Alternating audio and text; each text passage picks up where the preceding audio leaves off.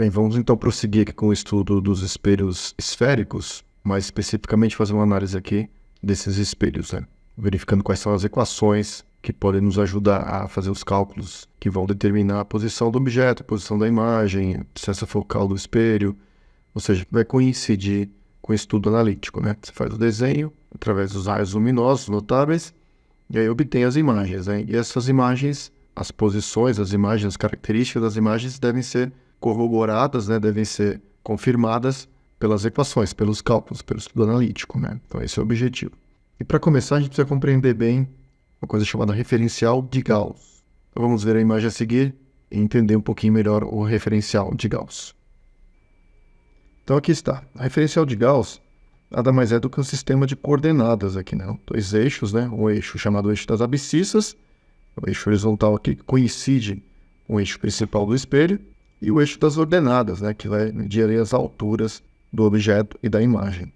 Então aqui o vértice dos espelhos, né? Coincidirá com a origem desse sistema.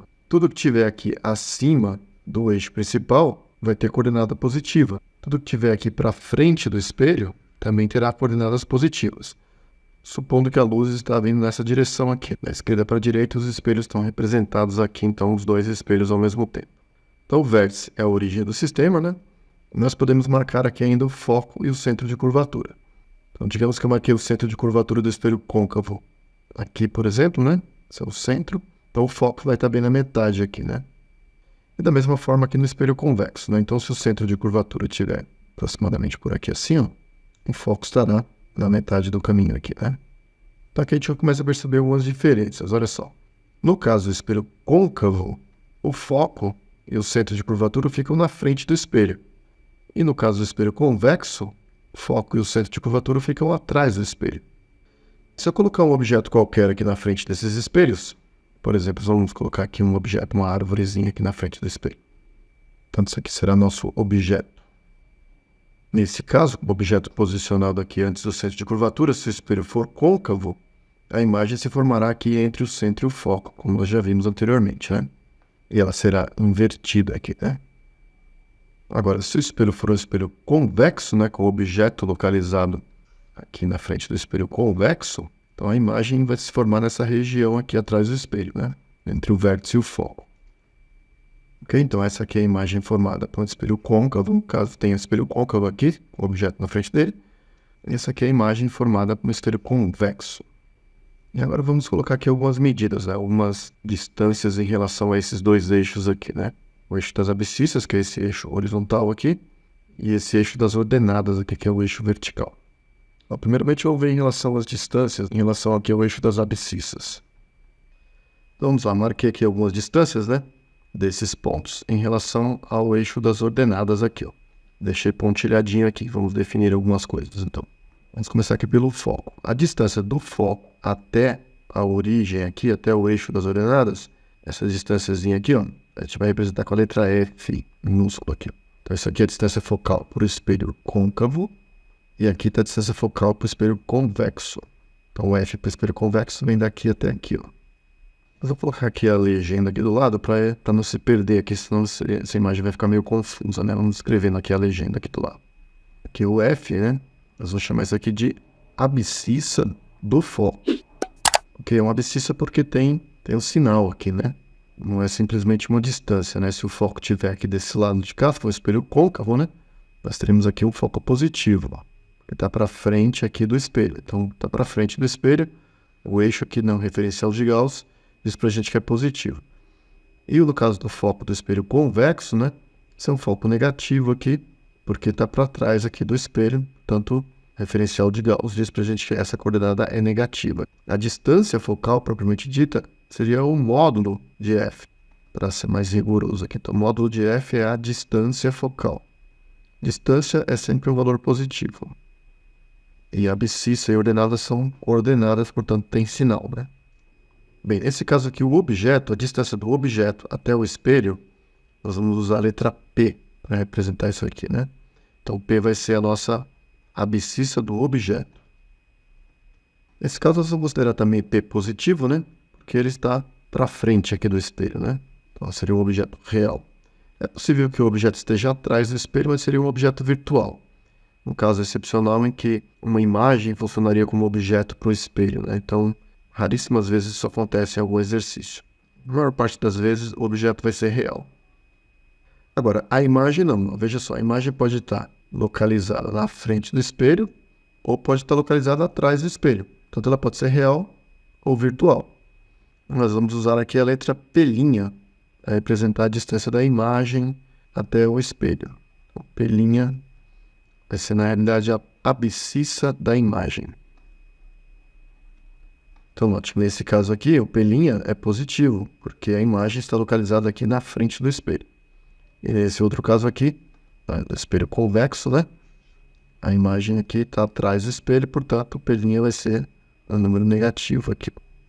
A distância do centro de curvatura do espelho, até o vértice, é o raio de curvatura, né? Então, essa distância aqui, ó, vai ser o raio de curvatura. A abscissa do centro de curvatura pode ser positivo ou negativo, mas a gente sempre vai utilizar aqui o R como raio de curvatura. Então, R vai ser a abscissa do centro de curvatura do espelho, né? E o módulo de R, né, vai ser o raio de curvatura. Na maioria das vezes a gente não vai ser muito rigoroso com isso aqui não, né? Então a gente falar de R, a gente já vai dar o raio, a gente sabe que o raio é sempre um valor positivo, né? Agora, só para lembrar que os dados do espelho convexo estão aqui para trás do espelho e no espelho côncavo irão para frente, né? Os elementos do espelho. Aqui a gente tem que tomar bastante cuidado com os sinais aí, né? As coordenadas. Portanto, tudo isso aqui que a gente viu é em relação ao eixo das abscissas, né? Agora vamos ver em relação ao eixo das ordenadas. Então a gente vai estar medindo aí as alturas, né? Entre aspas aí. Então, deixa eu marcar aqui nos desenhos primeiramente. Então, começando aqui com a altura do objeto, nós vamos usar a letra O para representar, né? Então, O será a ordenada do objeto. E aqui, mais uma vez, em geral, esse O vai ser um número positivo e a gente vai sempre pensar no objeto para cima do eixo principal. Pode ser que seja um objeto invertido? Pode, mas é muito raro de acontecer. Então, vamos adotar aqui o objeto acima do eixo principal e o O vai ser sempre positivo para nós aqui. Já o I não. O I pode ser invertido ou direito em relação ao objeto. Tanto o I pode estar de ponta cabeça aqui ou imagem direita, né? Então, vamos representar o I como a altura da imagem, né? Na realidade, o I é a ordenada da imagem.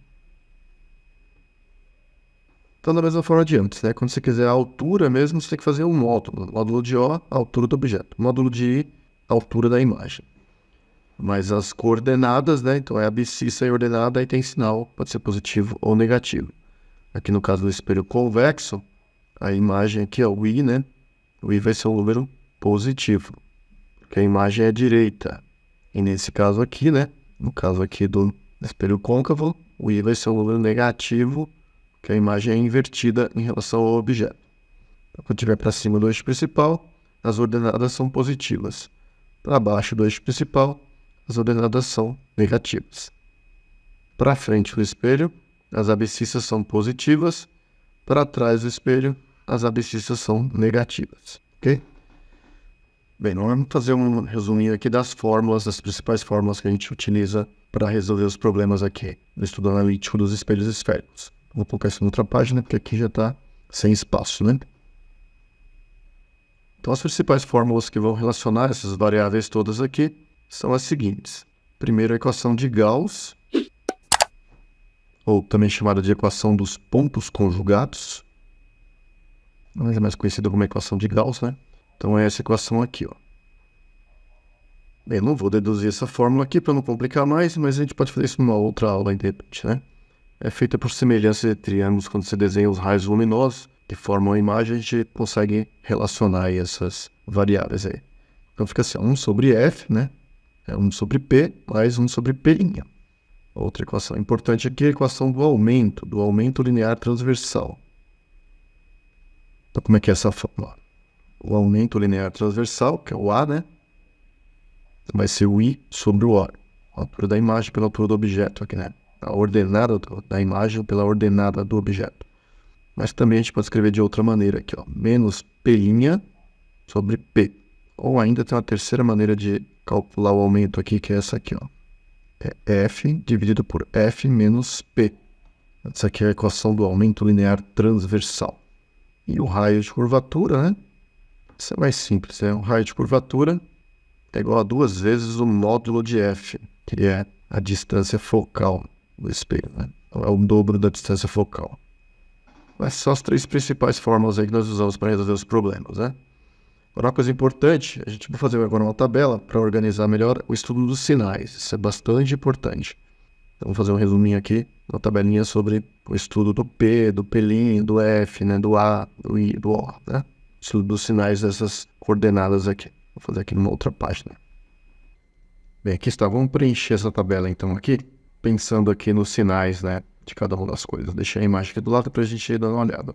Primeiro, a gente vai definir o seguinte. Vamos considerar que o objeto sempre vai ser um objeto real e direito, tá? Para a gente facilitar as coisas aqui. Então, o valor do P, para nós, vai ser sempre positivo. Então, nós teremos aqui um objeto real e o O, objeto direito aqui, ó. Então, pensando nisso, a gente pode definir aqui o restante, ó. Claro, pode acontecer também do objeto ser virtual, mas isso é um caso bem raro, né? Como eu já disse, isso aqui é só em alguns vestibulares aí, alguns casos mais rigorosos que eles colocam uma imagem que funciona como se fosse um objeto. Aí seria um objeto virtual. E objeto invertido também é mais raro de acontecer, né? É mais fácil você ter aqui objeto real e direito. Bom, com relação ao foco, né? Ou o foco vai ser positivo, quando você tem um espelho côncavo, né? Tá para frente do eixo principal. Ou o foco vai ser negativo, quando você tem um espelho convexo, né? Então é isso. Foco positivo, espelho côncavo.